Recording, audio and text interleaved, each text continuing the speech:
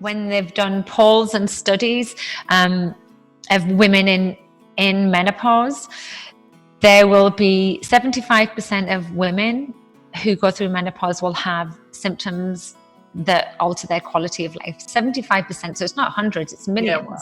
Yeah, wow. And of those 75%, 25% will have some that will impact their lives severely, some to the point of suicide. Okay, welcome to Secret Women's Business Podcast. The podcast is for women and it's about women. It's a place where curiosity meets answers. And today we're lucky to have a very special guest, Amanda Thebe, founder and CEO of FitnChips. I love that name. She's here to help us navigate and understand how to cope with the hell called menopause or perimenopause, where I am right now. So thank you so much for being here and taking the time, Amanda. As we were just talking, you've got the jet lag, but you still managed to give us the time and come on this call. So I really appreciate that. Hi, Jodi, and hi, everyone. Thanks for having me on. I'm looking forward to this. Yeah, me too. We polled the audience, so we've got a lot of questions for you. But first, I really want to introduce you to the audience. So the ladies watching or listening right now will... they need to hear what you have to say, and this will help them understand that you know what you're talking about. So I've got my piece of paper here. So Amanda is a force of nature for women who are experiencing menopause hell and want to start feeling healthy and fit in their 40s and beyond. With over 20 years experience in the fitness industry. Over 20 years is a long time. She's highly regarded expert on women's fitness and health. Popular guest on podcasts and online summits, Amanda brings refreshing humor and no-nonsense approach to subjects usually shrouded in shame. I just love the pictures on your Facebook group and on. I'm very bold, yes. I love it. Through your frank articles, hilarious social media posts, and inspirational and entertaining talks, Amanda continues to inspire loyal readers of her website, FitnChips. Amanda's workouts and fitness tips have been featured on Shape, Prevention, Healthline, Global News Canada, Lifehacker, Breaking Muscle, Girls Gone Strong, and Ultimate Sandbag Training. Her adoring fans and clients have called her the resilient bitch and an unstoppable inspiration, with one woman naming her the over 40 guru to watch, and we'll be very lucky to have her time right now. So yes, I'm definitely fangirling on you right now.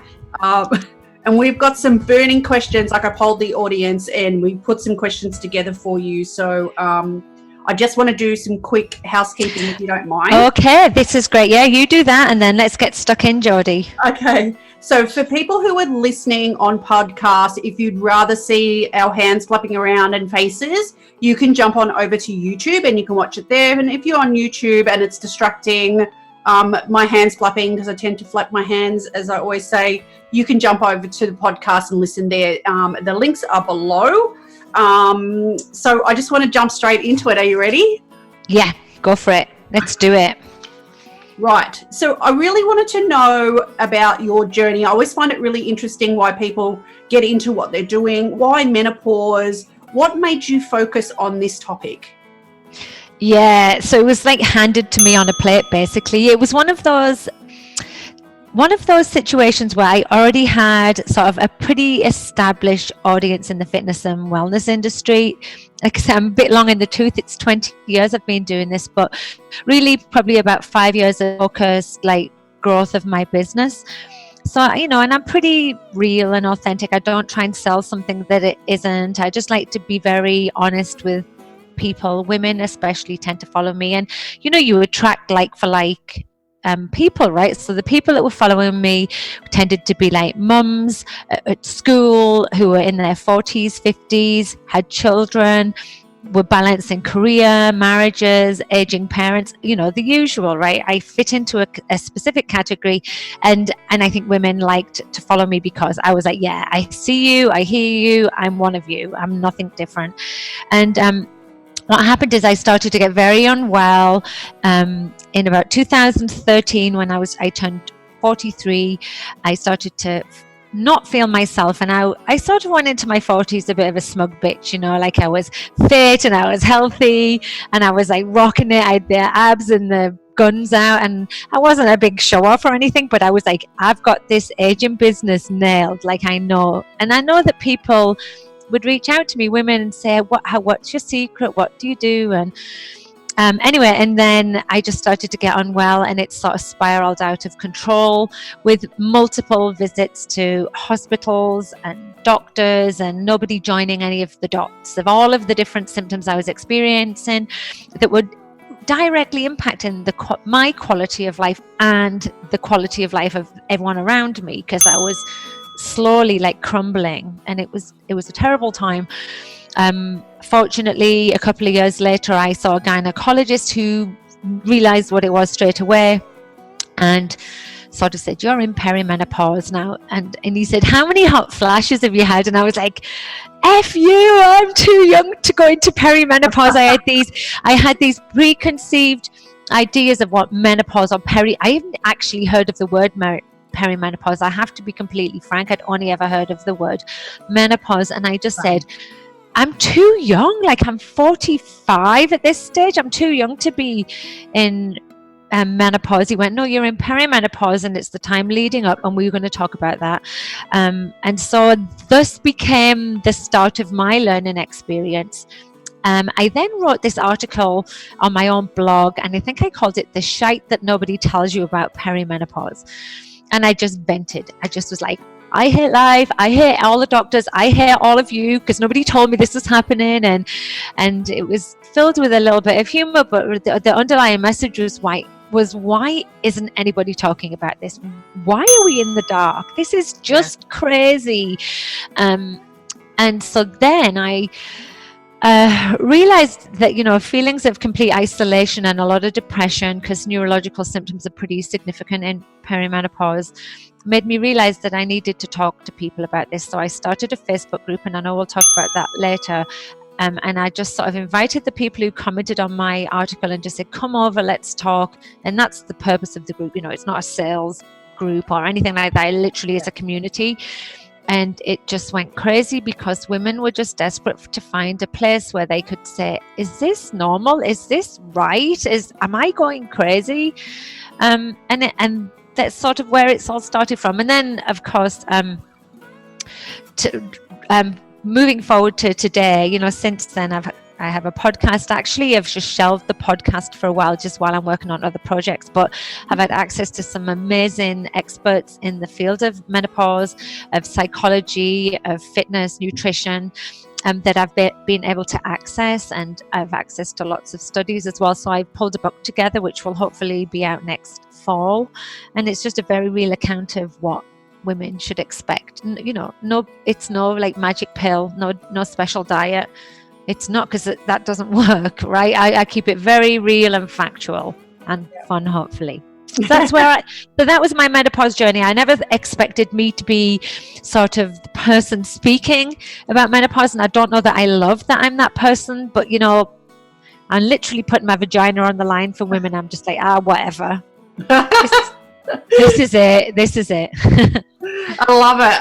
I really love your stuff and the humor that you put into it, because like what you were describing was me. I was fit, I was healthy, I had abs, I had a life, and I went from that to nothing, laying on the couch, no life, no nothing, put on 30 kilos. I struggle to even get up and walk around. And if I have one more person that says to me, just go for a walk, I'm going to stab them in the face. Because when you're exhausted, you're on the couch. The last thing that you can actually do is anything physical. So it's not helpful, people.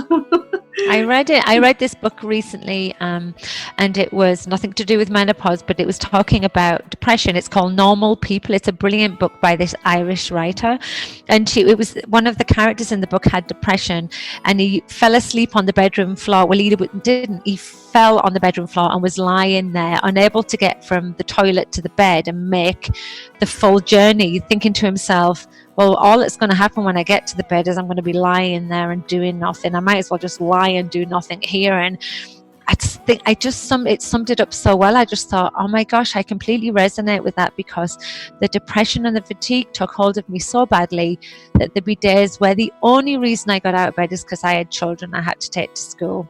Then I would just go straight back home and just hide and not be able to function, not even to walk, like you said. Yeah.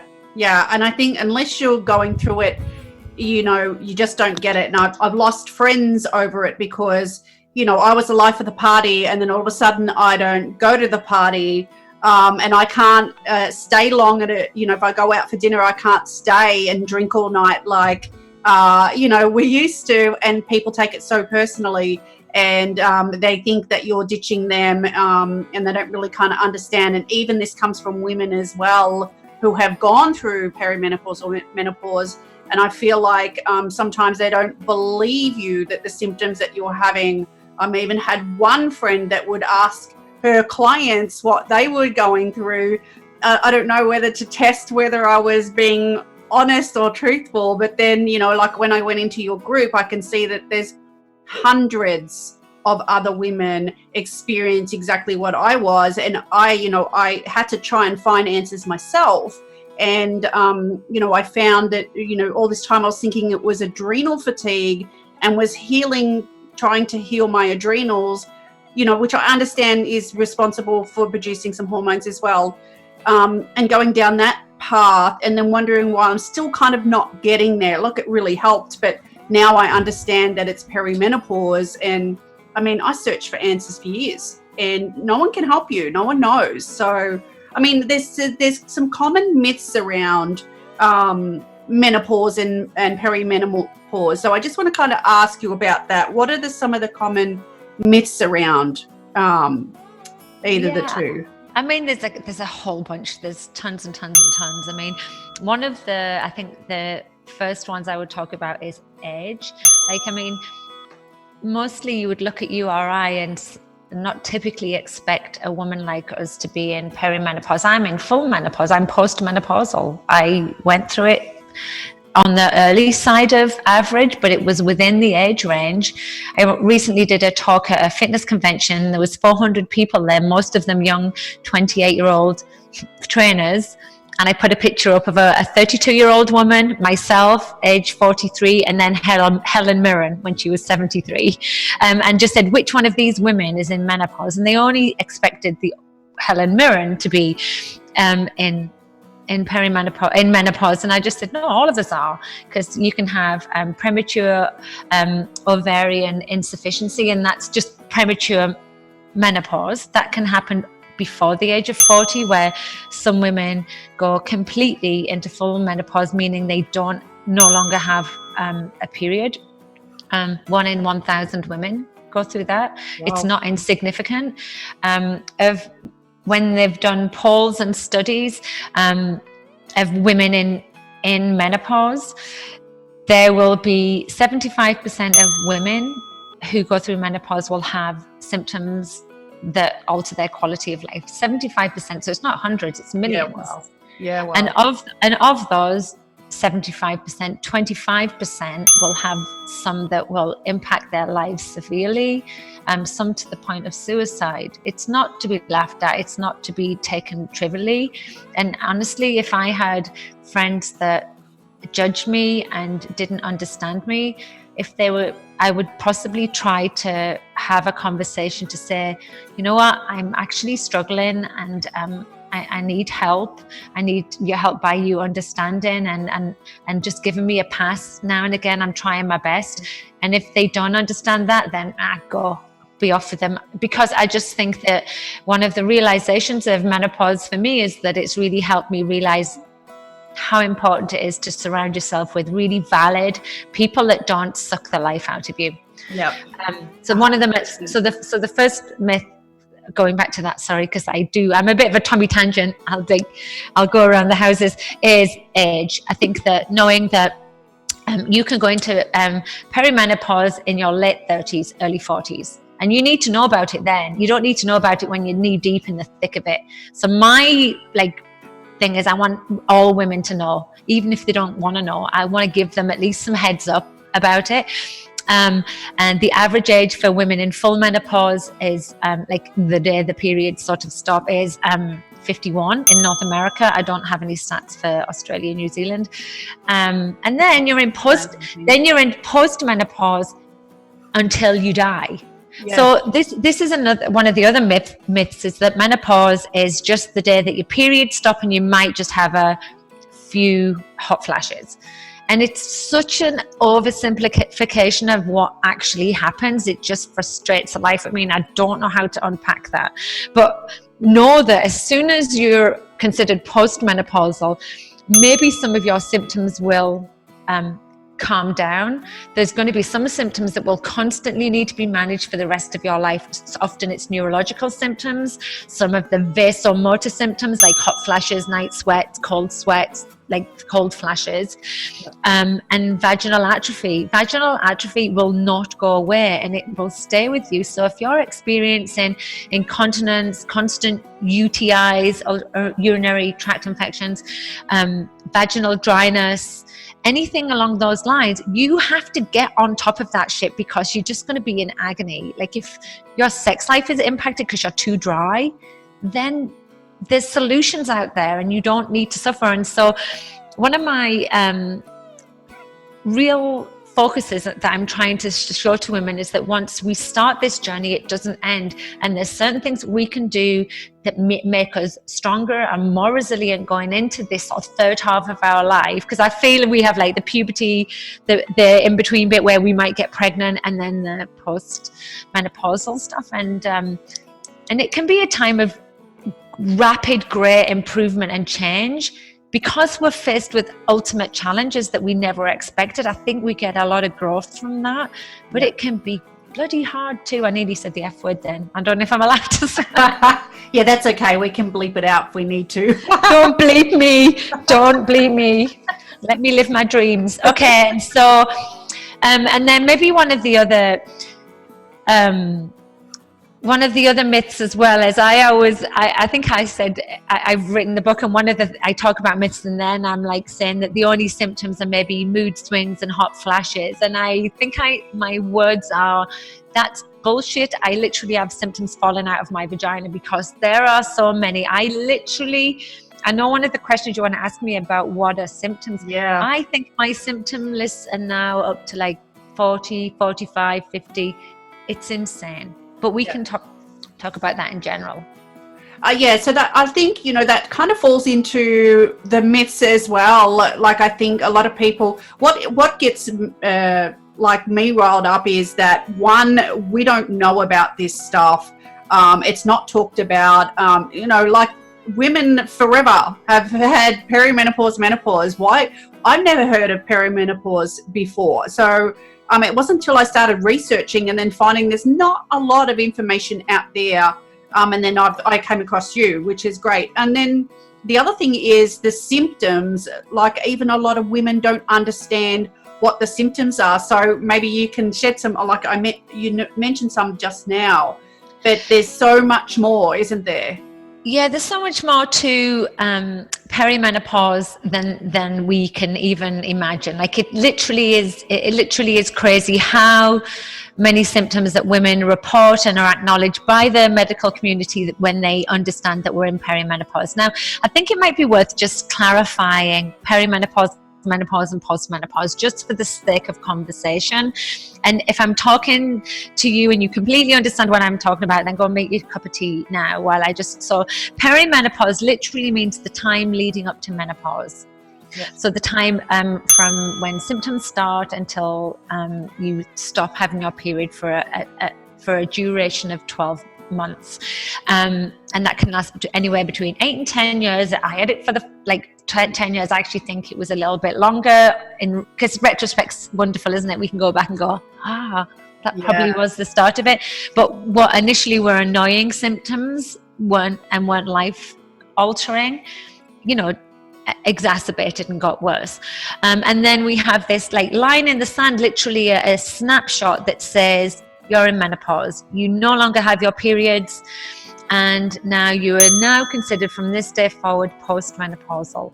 And for the sake of the topic today, let's just say menopause. It just gets easier to do, but menopause is literally just the time when your periods stop, and that's a really hard thing to even understand as well, because like your periods might stop and start and come and go, or you might be on hormone replacement therapy, or you might be on the pill and you don't know when your actual periods are. So you just tend to, and there is some blood work that can be done, but a lot of the medical professions don't particularly think it's necessary, because symptoms speak a lot louder than blood work, which again is often just a snapshot in time, because obviously our hormones fluctuate, and different things happen at different stages of those 3 periods. So you've got perimenopause, which is typically the most symptomatic time for a woman. It's when most of the symptoms will show their heads, because we have progesterone that's on this like big path downwards. Progesterone really is only there to help us have a valid birth, right? Pregnancy.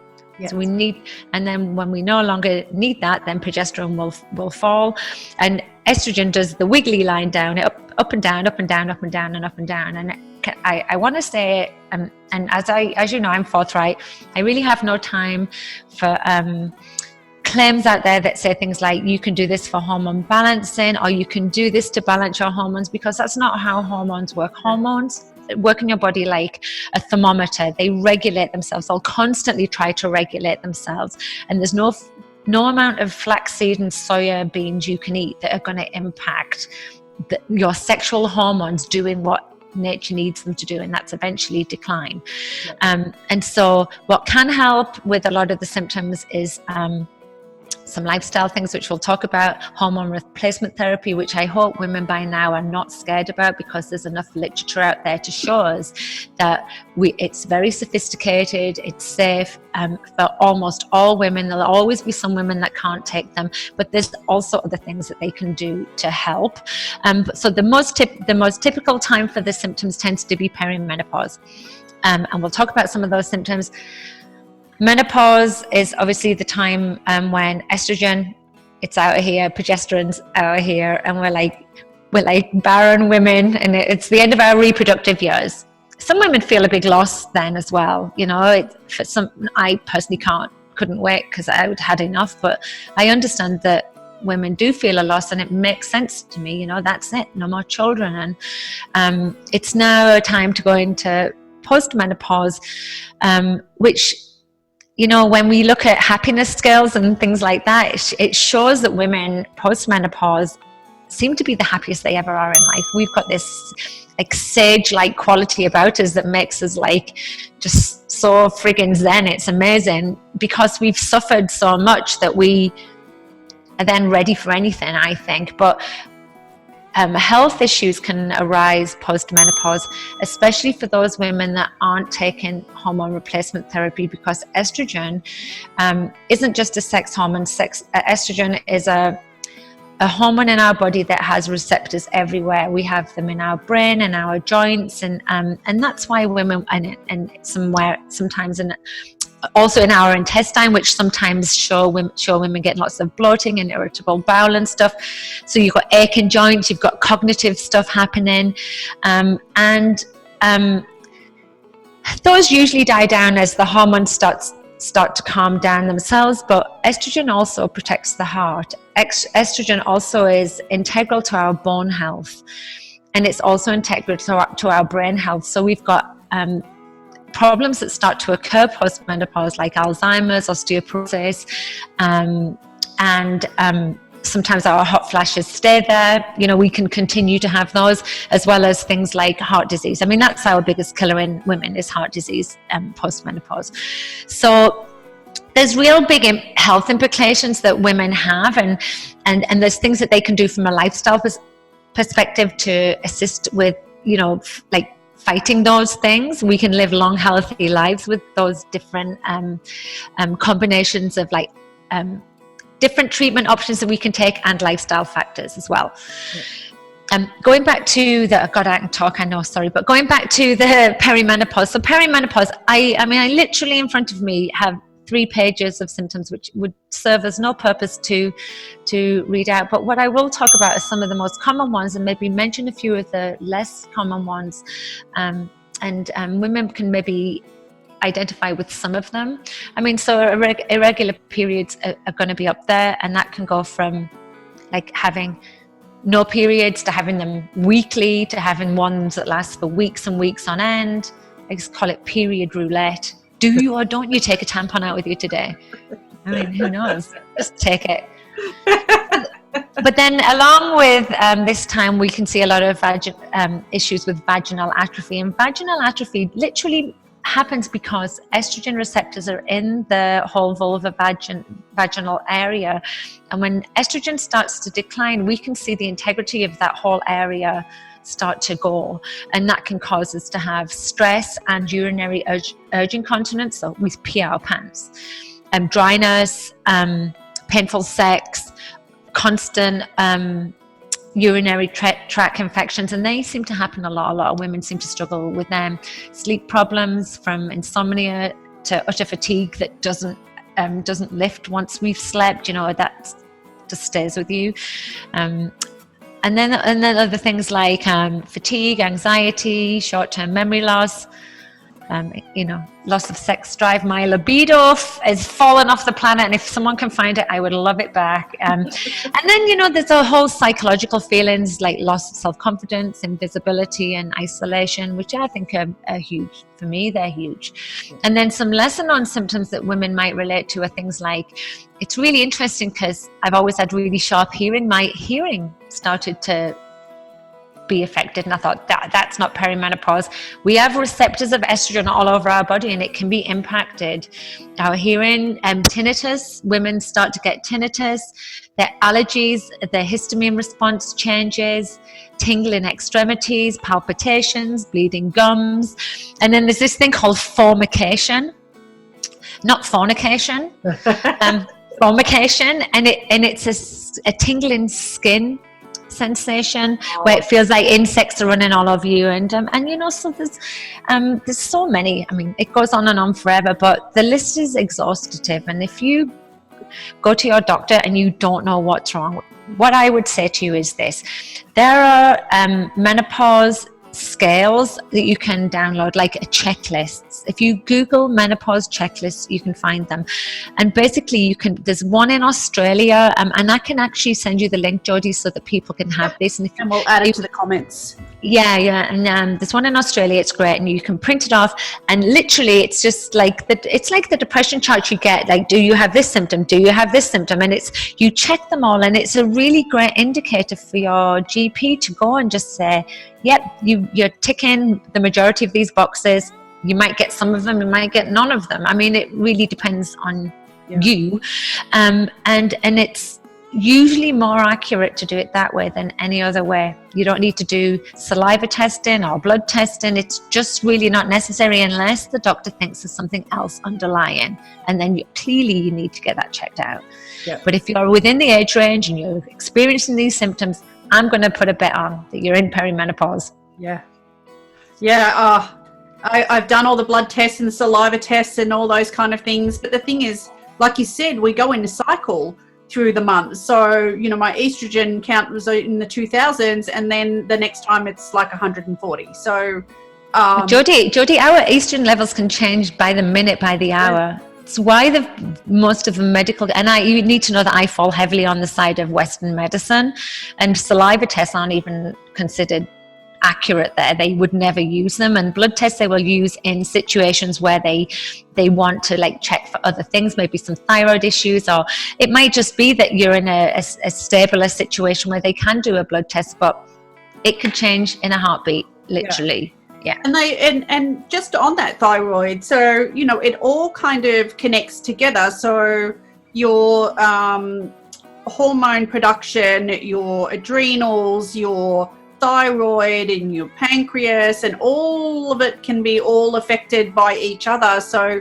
you could be taking thyroid medication when really it's something else. It could be perimenopause. And then once you start taking that stuff, you're stuck taking it. You can't really get off it.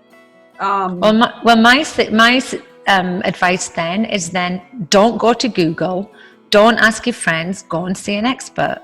Yeah. If you have got thyroid issues, you're seeing an endocrinologist anyway, you have to go and see them. You can't guess. Like, it's just not worth it. Like, your health is too important to just take chances. Just go and speak to someone who knows what they're talking about. In Australia, they have menopause specialists. You can go and find one and just go and speak to someone who knows what they're talking about instead of guessing. That's what I would say. Yeah.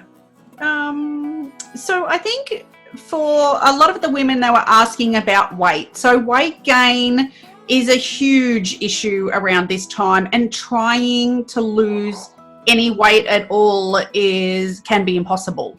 What tips or ideas, or what can we do?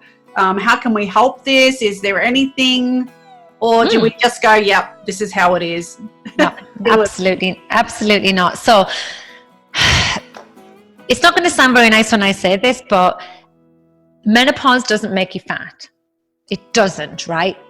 But everything surrounding it makes it really, really hard to stabilize your weight. So I put weight on, so I'm talking from experience. I'm a very small person. I only put on 10 pounds, but my weight had never changed in my life. And 10 pounds, 10 pounds is what, 5 kilos, 6 kilos. And that might not seem very much. And I'm not trying to sound like, I don't know. I'm not trying to dismiss anybody else's, but for me, it was significant, and I couldn't understand why, and I needed to know what was going on. So there's a couple of things that are working against you, and it's worth understanding some of these, because a level of acceptance and education about these topics can really help the whole process feel manageable, right? So first of all, when our estrogen and progesterone levels are falling, there's going to be a time when we're going to be somewhat testosterone, not positive, but have a relatively higher testosterone. And it doesn't mean we get more testosterone, but we all have it already. Yeah. But as that doesn't really change that level, our progesterone and estrogen fall, there's going to be a time eventually where you're going to be in a position where the testosterone is there. It makes and we'll see this in a physical shape-shifting way. So you'll see women go from that typical pear shape to more of an apple shape. And that's usually a big thing for women. They're like, nothing fits me, it's all too tight around the belly. And it often is just their physical shape has changed. And if you look at older women, you often see older women with rounder bellies and skinny little legs. It's sort of what happens when estrogen falls. So you're not going to be able to do a lot to fight that. So what I was saying about the acceptance thing is, let your body do some of the stuff it's meant to do. It's a pretty smart thing, and it knows more. It knows what it's doing, so let it do some of that. But what also happened as well is that estrogen will try to be produced in your adipose tissues in your belly. And it's not very significant, the amount that it produces, but the body will try and produce some from there. It's a metabolically active fat. So it's quite smart, right, that it can do that. And so you do need to have an element of fat on you for some good hormonal health. Naturally, like, the body wants to do that, but when is too much, right? Because we also know that women who have a high waist ratio and have too much belly fat are complete candidates for heart disease. So we have to find the balance somewhere. Yeah. And then in addition to that, I've already told you that decline in estrogen can impact your bowels. Like, we go around farting like old granddad who's eating too many sprouts at Christmas, right? And there's a lot of bloating happens, and I don't know if you noticed that personally, but I did. And it wasn't just, and the way to sort of see if it's bloating or fat is sort of, it goes everywhere, like your boobs and maybe your fingers and your hands and your belly. And so the bloating can subside on its own, but it can also be helped by some of the foods that might aggravate it and stuff. So that's a little bit of a self-experiment you need to do. So while menopause doesn't actually cause weight gain, there's all of these preceding factors that make it bloody hard to lose weight. And then what else happens? You and I have just admitted we lie on the floor because we can't move. Yeah. So we become less active. Yeah. We also, when we're depressed and when we're down, we also tend to want to crave really shitty food. And if we're completely honest with ourselves, we're grabbing for the chips more than ever.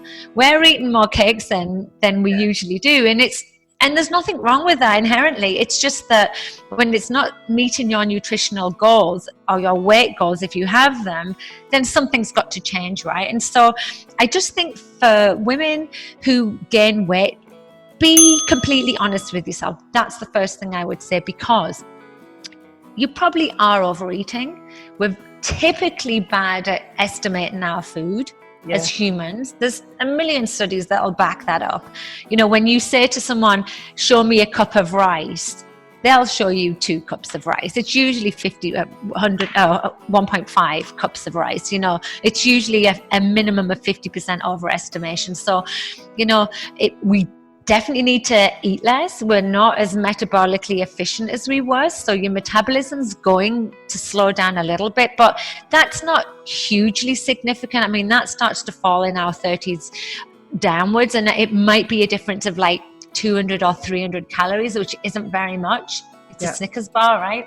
But you know, we can't blame it on your sluggish metabolism unless you have a sluggish metabolism, and then you're seeing an endocrinologist because it's something else, right? So you've got all of these factors like that are making it really hard for you to lose weight, and you're tired and you're not sleeping well. You've got insomnia, so stress levels are high. Yeah. And then you'll try a fad diet and you'll start starving yourself, and your body will then say to itself, well, okay, so you're starving yourself, so we're about to die. Maybe I should store more fat because that's what's required from an evolutionary standpoint. So often how I start with women who want to lose weight is that conversation. Be honest, like really, really honest, because if you say you're doing absolutely everything, I would just actually write it down. Spend 2 weeks writing down without judgment. Never judge yourself.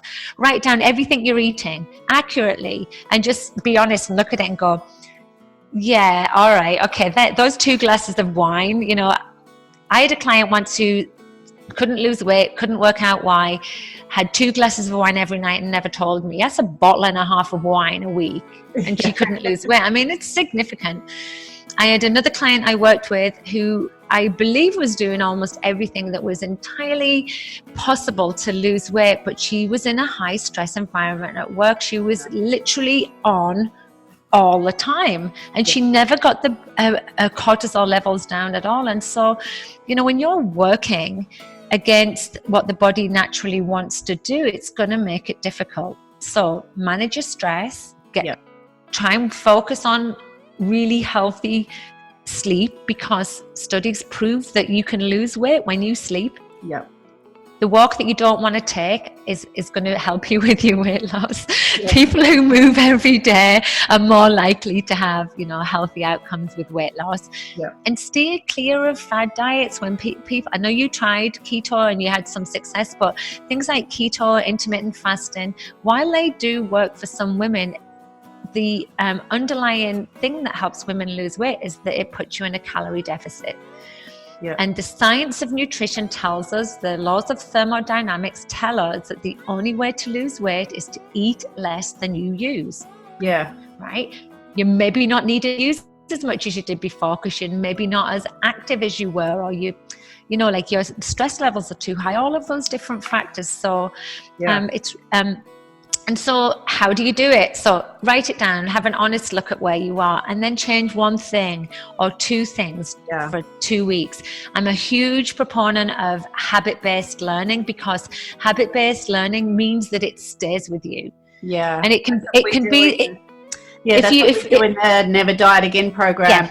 That's how we start it. Is we do actually an emotional food diary in that program, so it's not just what you eat, it's how you're feeling at the time, and help people change habits and behaviors. You know, like that's what hypnosis can do. It can help you change habits and behaviors, and it's kind of similar to what you're saying is, you know, hypnosis doesn't make you lose weight.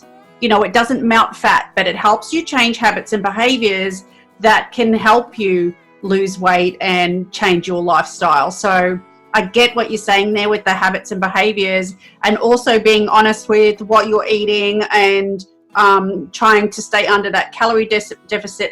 But can you also be not eating enough? Can that also cause a problem? Because I tend to eat like a sparrow at times, and I feel like I'm not having enough as well. The jury's out on that. I mean, you can. It's really hard to lie, to argue with the science, but there is some evidence to show that women through perimenopause especially have less of a tolerance for coping with stress, and our insulin response changes, and because of that, there is a good chance that if you're not eating enough, you're going to start to hold on to body fat. It's not going to use the food that you're eating efficiently. Most people who think they're under eating usually aren't. And I'm not saying that in a dismissive way. I'm just trying to be very frank, because usually doing like a food diary and thinking you don't eat very much, but maybe not making the most nutritionally balanced choice. Yeah. Like if you only had 4 or 5 like crackers and cheese like throughout the day, I mean, it's not going to be enough nutritionally. It's not going to be enough to fill you. But you could have also had like a salad with that, or, you know, I mean, I don't need to go down into the deep nutrition of this, but I just feel as though we don't always eat what we think we're eating. Yeah. But the under eating, I mean, it comes up time and time again. A great person to follow on nutritional stuff for women is Dr. Stacey Sims. She's actually based in New Zealand. She's an American based in New Zealand.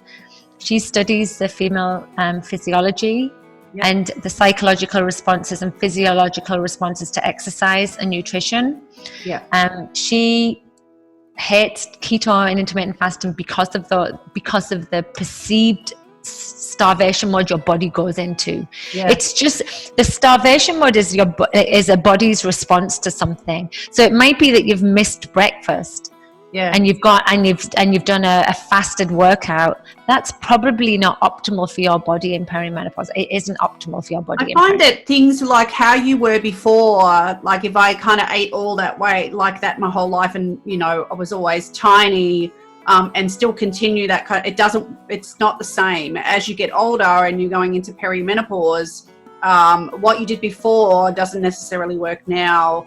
It's just, you know, because of all the changes, I don't know why, but, you know, it just seems to be like I'm eating like I used to, but now I'm gaining weight from that. So I think you're right, you need to go back and have a look at what you're doing and completely change that. And I think that's where it gets difficult, is because if you have a lifetime of eating a certain way and then you want to change that, that's not going to happen overnight. And also there's a very emotional response to foods as well, and I'm always very careful about giving advice like this because of emotional triggers. I don't want to set off anyone on an eating disorder or anything like it. I'm really conscious of that, and I've worked with people who have them, and so you've got to find where you're comfortable with. I'm certainly not a proponent of weighing yourself all the time, if at all, if it's necessary. Yeah. But there are some nutritional changes that women can make in menopause that really will help support the body, and even just generally as we old. So for example, we need more protein than ever as an aging population. Yeah. We're looking at about 40 grams per meal for a woman, and I just always say like about 100 grams a day. That's like 3 to 4 chicken breasts. Yeah. I personally struggle to eat that much because I don't like chewing my food. Like grandma status. I'm a vegetarian, so it's very hard to get the amount of protein. It is, but it's not impossible. But often a vegetarian diet will have different ratios. I mean, you're just not going to have the animal proteins that that are loaded in, you know, in the amino acids that we need. So, but there's protein in everything you eat, basically. Mm-hmm. It's in your vegetables, it's in your legumes, it's in your grains. It's just that when you eat, say, quinoa, because you want the protein content, you need to know that it's a heavy carbohydrate content. Yeah. Right. So that's its predominant nutrient. Yeah. And so for most women going into the sort of like perimenopause to postmenopause, the hierarchy of food to eat would be like your protein source. Ask yourself at every meal, where's my protein? Yep. And there are valid vegan or vegetarian protein sources like the tempeh, the soy, tofu. I'm like screwing my face up because I just don't like them. But and some vegetarians are pescatarians as well. You know, they sometimes eat fish as well, and maybe that's an option. And so where's my protein, and where's my complex carbs? Like, where are my vegetables? Yep. Like, where's my fiber? Followed by your grains, and then further down the line would be your starches and your processed foods. And you do need obviously healthy fats as well. Yes. But fats are very calorifically heavy. So when I say to people a third of your daily nutrition should be made up of fat, that sounds like a lot, but it's like 3 thumbs of butter.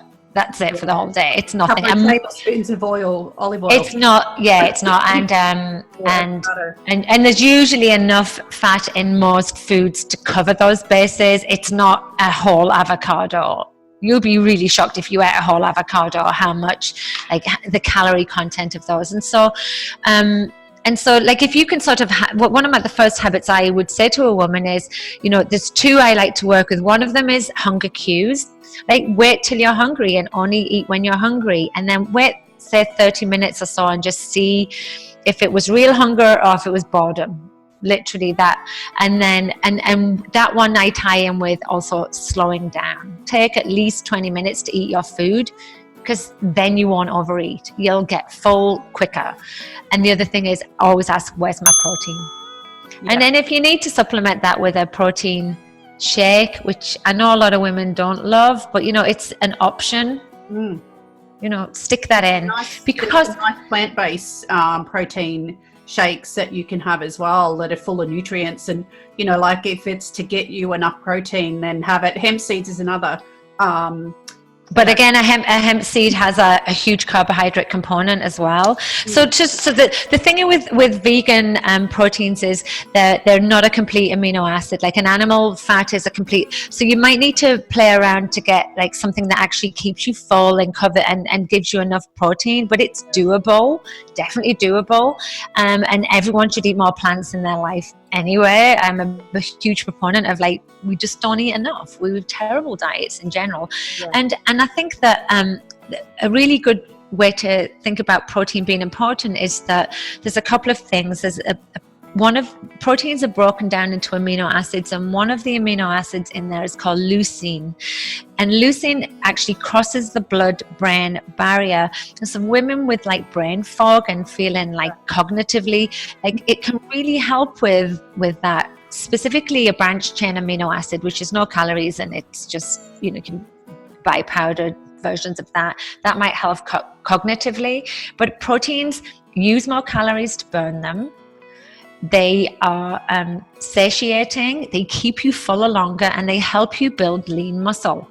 It's what we need to build lean muscle. And if we build lean muscle, we're metabolically more efficient, which means we can usually eat more food, yes. Right? So protein's like the queen of nutrients to me. And so it's hard. I hear you. I struggle myself. Like, there's only so many eggs you can eat. Like, and they only have 6 grams of protein in anyway. I have eggs every day. Every day. But they only have 6 grams of protein, so that's why a lot of people will add a bit of egg white to the eggs, just so that, you know, they get that. That's an easy way of adding it. In my porridge on the morning, I'll mix in an egg and maybe some egg white, and it just makes it like a bit more protein dense. Yeah. So there's tricks and trades you can do. When I was weight training, we used to put the protein powder, like, make the porridge and then put the protein powder afterwards on the porridge as well, just to try and get it in there. Yeah. So there's loads of different ways, and I mean, you can Google a million different things to do, but, like, they're 2 things I would do in a heartbeat. And they're always my 2 things to go back to when I get a bit wayward. I'll go, okay, back to, like, either eating more vegetables or focusing on protein. But now I'm such a boring, slow eater that I don't need to practice that one. And that's the whole point of habits, as you know, right? It's why you push them, because they should become instinctive and you shouldn't need to think about them. Yeah, and that's the goal, really, of doing hypnosis, is you want those habits to become automatic And when it's automatic, you don't have to think about it. You don't have to stand there and go, oh, I've got to eat a salad, or I've got to eat more protein. It just becomes, you just do it. You don't even think about it. And there's no diet or no short-term fix. It's just life. Well, I mean, and that's one of your questions you're going to mention to me is, and then how do you keep it off? Well, yeah, the problem with diets or trends or being told what to eat, or even things like Weight Watchers and Slimming World, they've all got their place in weight loss. But what inevitably happens is women leave and then go, but what now? Yeah. And then they never really given any education with it, and it's usually hard to sustain these things long term. And long term means for the rest of your life, not just for 2 months, right? And they want that, right? They want that to happen. They want you to go off and then fail and then come back. Yeah, and women want instant gratification because we're bloody impatient, right? But this weight gain didn't happen overnight, so be patient. And I love to tell women that, to be patient and to be kind to themselves and non-judgmental, and also like get off yourself, like get over yourself. If you've put a few pounds on, you're still awesome. Why is it such a problem? Yeah. Like maybe your new set point has changed. That's something else I think that's worth considering. Not just your set point as in your emotional health and your place in the world and your career, but like your weight. Maybe you're not meant to be like 65 kilos. Maybe a healthier weight for you is 75 kilos. Yeah. Have you ever considered that? Like, yeah, exactly. Yeah. As soon as I put it on a couple of kilos, I get big boobs. I actually hate it. My husband likes it. But you know, some women like enjoy like being a bit more voluptuous and stuff. And I think I'm so tired of like the propaganda from all the media of these stick thin white insects that are parading in bikinis. And, you know, I mean, I suppose I could fall into the slim white female category myself, but that's just my body. I'm not like trying to pretend I'm not that. Like, I'm not saying do this and you'll look like me. I'm like, you do you and you do it well. Yeah. You know? Yeah, exactly. And I think there's, you know, it'd be good the day that comes where it's just, this is your body shape. And the thing is, where I am now, this is my body shape now. My body is trying to recover. It's trying to be well. And it's, you know, like I had terrible fatigue where I couldn't get off the couch and I couldn't work. And now I'm working. So it's a slow process and I'm slowly getting there. And, you know, and that's okay. And it is what it is. And it, you know, sometimes it went through a process of accepting it. And sometimes I still struggle with that. And then I'm like, you know, who am I worried about this for? You know, like this is me, this is my body, this is what it looks like right now. You know, do something about it if you can, if you on the days that you can do something, on the days that you can't, you know, when do we get to the point when we stop? You're happy. That? Yeah, when do you get all of that garbage, you know? How many times have we heard stories about massive weight loss people who are psychologically damaged and are not happy when they're thin? They miss the protective element of where they were, and they miss the emotional contentment they felt. And so weight loss to me is bigger than just the pounds or the kilos on the scale. It's like, just look at everything and see how you sort of like fit into the world, and try and find some contentment. See, I'm looking at you and saying, oh my, and the first thing I noticed was, oh my God, look at her hair, it's gorgeous, like, and your skin. Yeah. And so, you know, I like, and that's what we do as women. We can support and help each other, but to ourselves we're so detrimental and toxic that it's disgraceful. And I think that the conversation of being down on ourselves is a constant struggle, and I defy anyone to say that they're completely happy with themselves, because none of us ever are.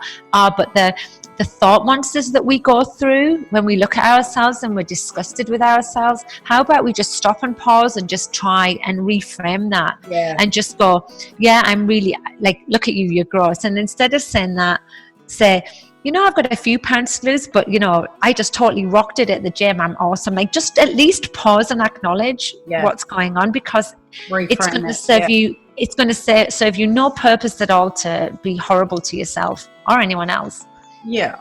And look, the other thing was the lack of energy. And I know that was a big thing for me. And you talked about that being a big thing for you. And I understand that a lot of the ladies, that was one of the questions in the poll where everyone voted on, was that energy. And, you know, how do we how do we get that energy back? You know, because mine went like that, was like virtually overnight gone.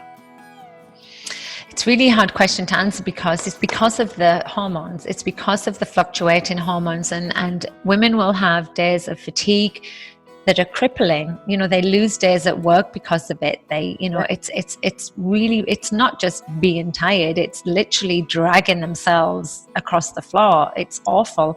And it's because of the fluctuating hormones. So the simplest answer to sort of help with that is hormone replacement therapy, right?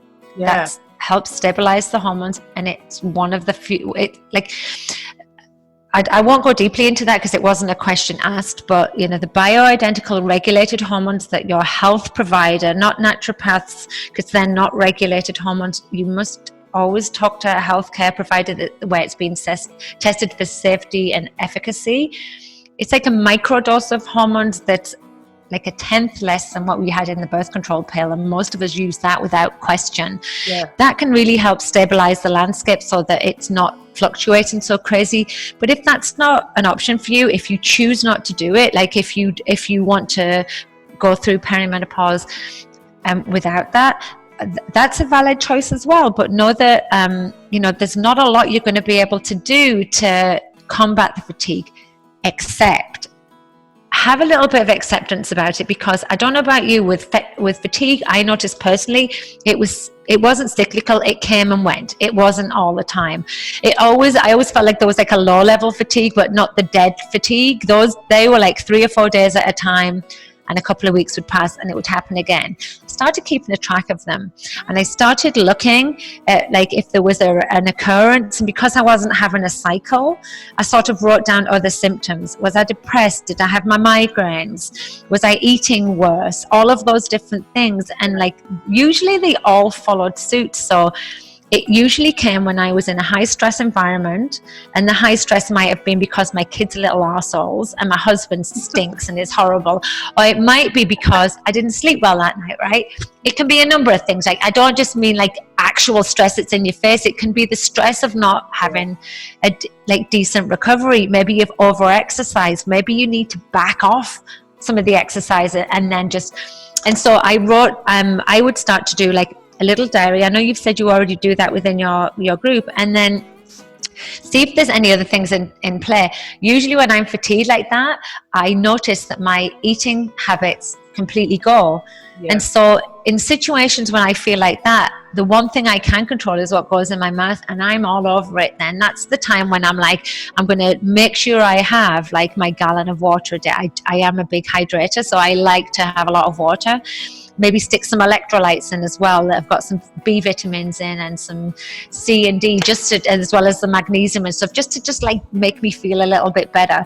Yeah. But then like eat more plant-based stuff, like, you know, back off like all of the processed stuff. At least try and control that, and try not to give yourself a hard time. Like, just say to yourself, if it's one of those days where you can't do it, well, guess what? Your body's trying to tell you something. And if you're able to sort of back off from work, and that's a really bold statement because it's difficult when you're working in an office environment, but if you can work from home and maybe do it in bed, like, I mean, if you're able to back off somewhat, or take that to-do list down to one thing. Yeah. If the one thing you do is take the kids to school and back, then that's your win for the day. Like, look for those small wins. As far as exercise is concerned, it's not happening. So don't try and feel bad about not exercising that day or not walking, because you know it's not happening. So why beat yourself up about it, right? So what I do, and I'm a health and fitness professional, I mean, my job is as a strength coach, and I know in a month I would lose between 8 and 10 days of the training I wanted to do. And it was the most frustrating thing for me.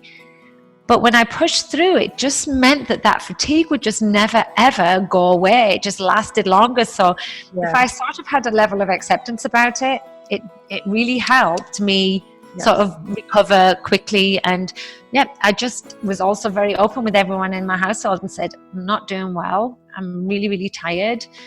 Like, make your own tea. Go to the chippy. I don't care. I don't care. Actually, eat cereal. I mean...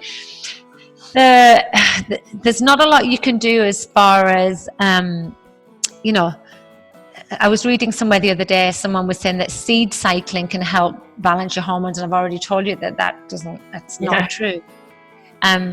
But even if you did focus on foods with phytoestrogens in, which is like the tofus and the soybeans and stuff, it's not really going to have an impact on your estrogen levels, but it might give you some support nutritionally.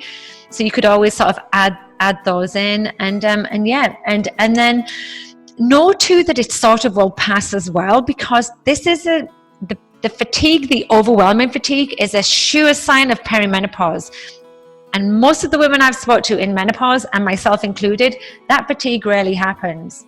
Oh yeah, that's like it really like if I can give glimmers of hope, I will.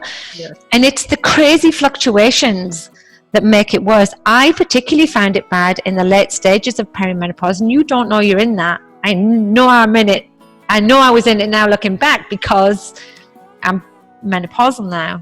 Yeah. But in that last year, fatigue was crippling for me, and I sort of had to succumb to it a little bit.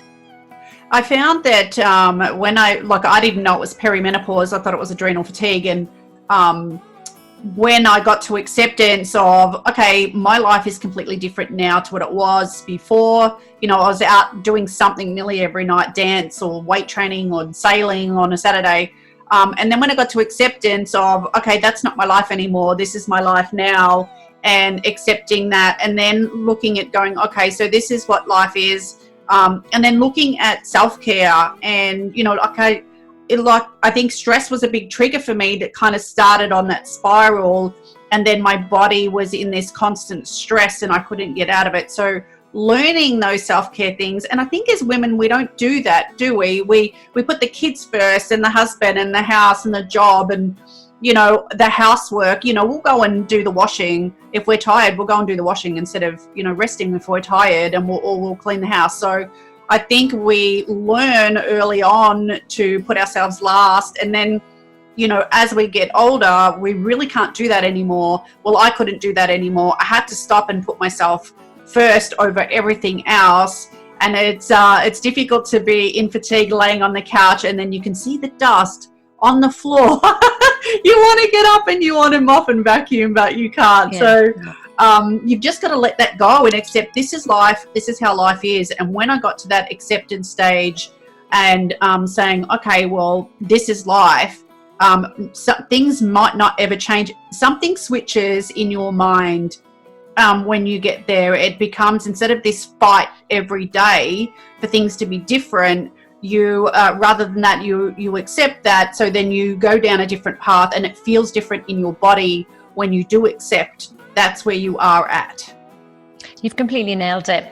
That's exactly right. And then I think that's that shift that happens. I always like to say that shift happens, because it does. So when that shift happens, I think that when women go into postmenopause and they've experienced all of that, and they've experienced that shift in perspective and mindset and attitude, and they're losing all of the small stuff that used to bother us, like the dust on the counterpiece or whatever.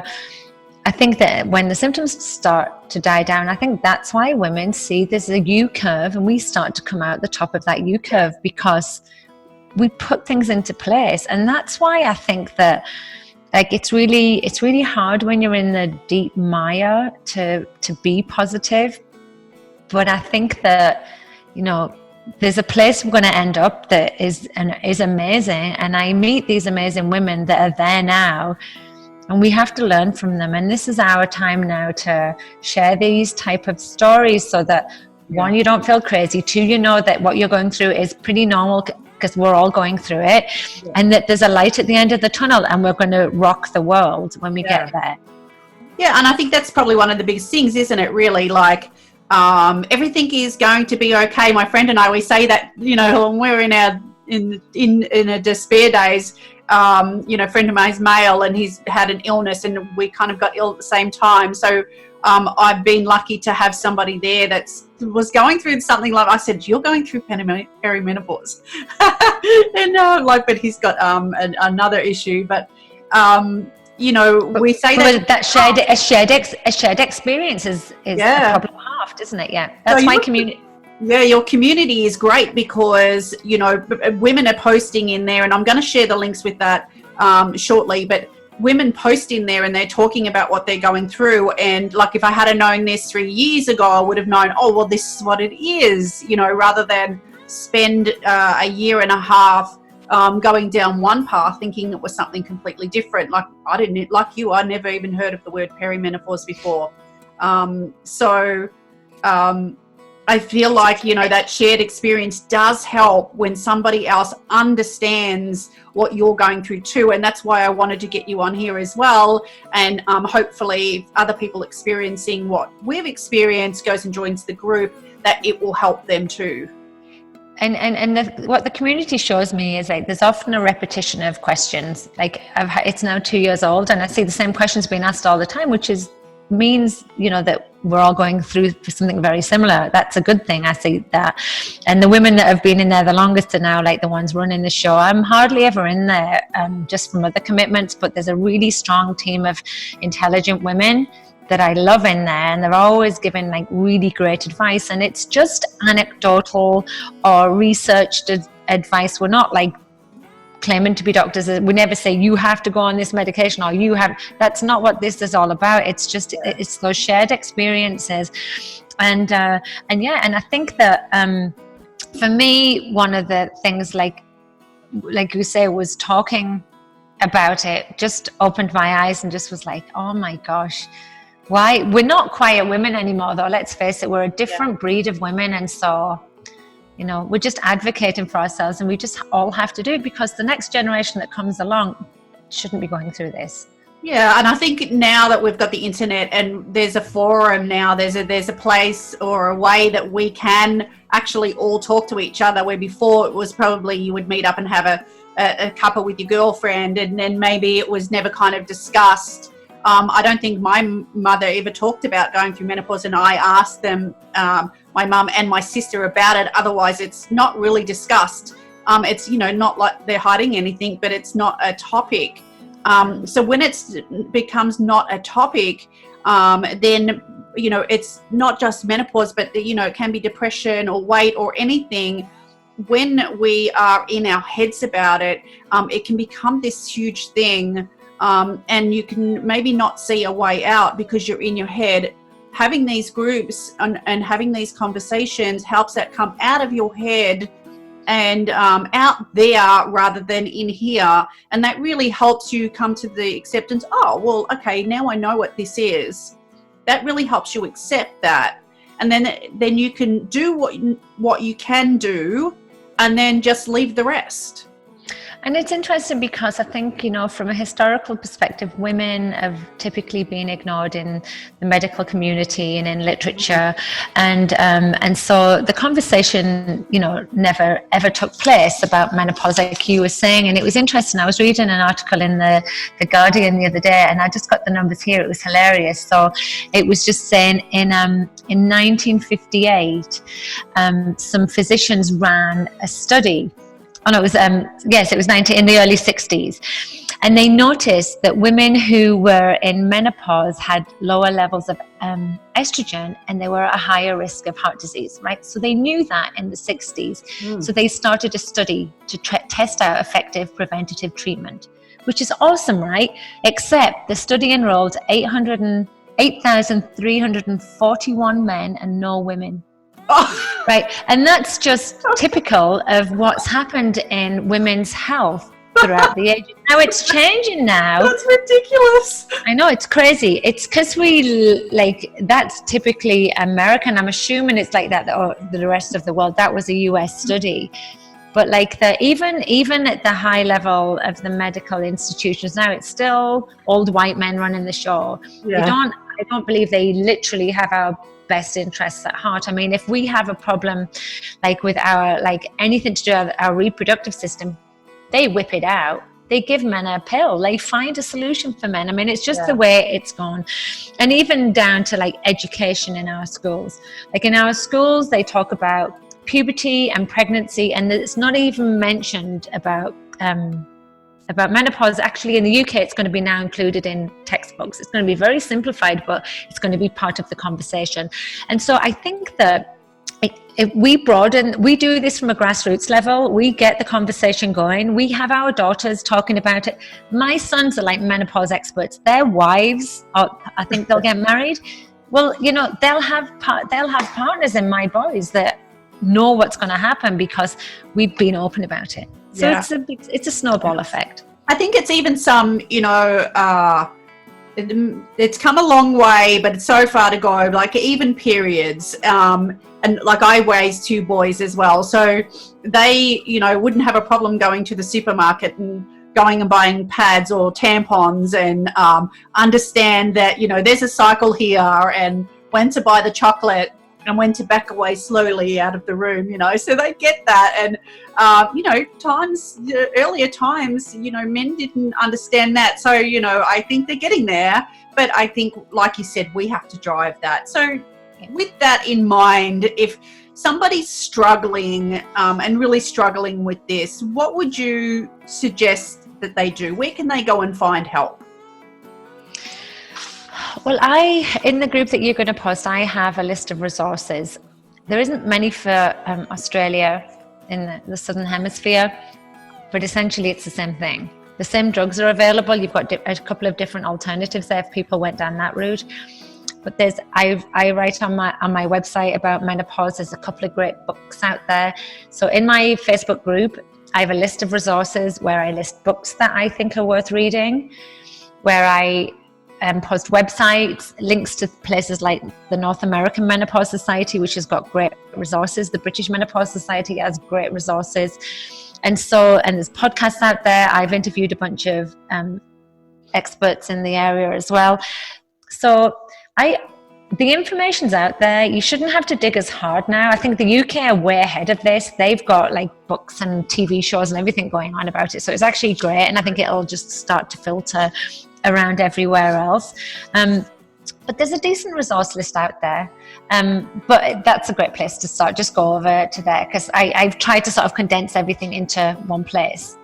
Yeah, that sounds good. So I just want to thank you so much for giving us your time today. I've really loved having you on, and I would love to have you back in the future. I'm sure after people listen to this, they may think of other questions that they have. So if they do, I want them to, if you think of any questions, just comment below and I will pass them on to Amanda and then or get you on to reply. But also it'd be good to get you back in the future, and there might be a particular part of menopause or perimenopause that comes out of all those questions that we can answer. So comment below if you want Amanda back, but also if you would like to check out what Amanda does and connect with her personally, you can go to her website, which is www.FitnChips, so FitnChips.com, or at Facebook groups Menopausing So Hard, and you will love the image on the top of that group and on your website. I just love that. I laughed when I saw it. I think it's brilliant. So the links to those will be below as well. So that Menopausing So Hard group is the one that we've been talking about, where there's other women in there experiencing what you are, so you can connect with those, and also we'll have all those resources that Amanda's been talking about. So and you've got a book coming up, so definitely would love to get you on and talking about that book as well once you've got it ready. Do you know when you'll have that ready? It's due to be published in fall. So I don't know if it'll be available there, definitely in North America and the UK. I'll let you know. In the group, there's a bunch of you lot from the Southern Hemisphere in there, because they all post at crazy times. So you might be able to find someone that knows the system a little bit better over there as well. That might be helpful to you. And the other thing is that I often get questions on, and we didn't touch on today, is, my background is a strength coach and a nutrition coach. That's where I come from. And we have a lot of research to show the benefits of resistance training and strength training post-menopause. And so if anyone wants to ever and that's really going to be one of the focuses of my book. It's going to have workouts and resistance for the ultimate beginner.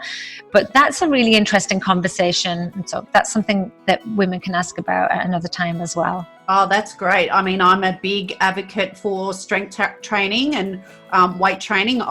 That's what I was doing before all this happened, and I love weight training. And you feel so strong, and you feel like you can do anything. So, and you know, there's lots of research out there saying how good that is for you. It's the only thing that can reverse osteoporosis and stuff like that. So, and you know, like, to be strong and stay strong up until, you know, like women in their 85, 90 are doing it. So at any age you can start. And I think I started strength training early 40s and absolutely loved it. So definitely check out what Amanda has for that. So I like to end each segment with some funny questions. So just a little bit off topic. Are you keen?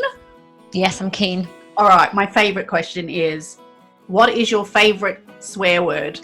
Oh, fuck. It is fuck. But I often say feck. Yeah. Because it's just softer and I can say it without having to bleep it out. But I tend not to bleep my stuff out anyway. And somebody said to me the other day, I can't follow you anymore because of your profanities. And I was like, fine, you know, I'm not for everyone. Fuck off. No, I didn't. No, but I'm not for everyone. But literally, I was like, are you kidding me? It's the only vice I have left. I'm so good. I don't drink, I don't smoke, I don't sleep around. I eat well, I exercise. Let me swear, please.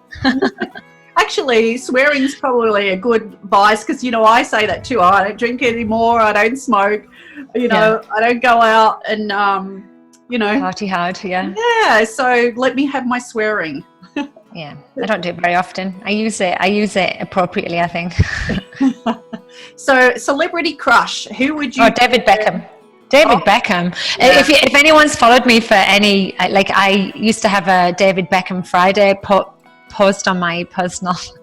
But you know what? I've started to turn off him a little bit because I think he's been getting the Botox. But I'd still, if he walked in, I still would. Yeah. David Beckham. He's your pass, is he? Mine's Lenny Kravitz. I don't know why. Yeah, Lenny would be up there too. He's the dirty guy. You would do. He's the naughty guy.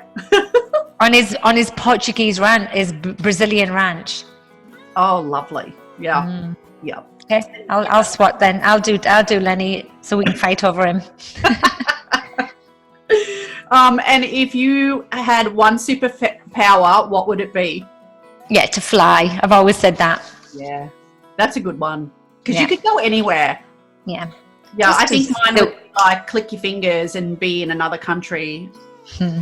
I'd fly there. I'd see you there. I just think the world from that perspective would be awesome, you know. Yeah, you could go anywhere.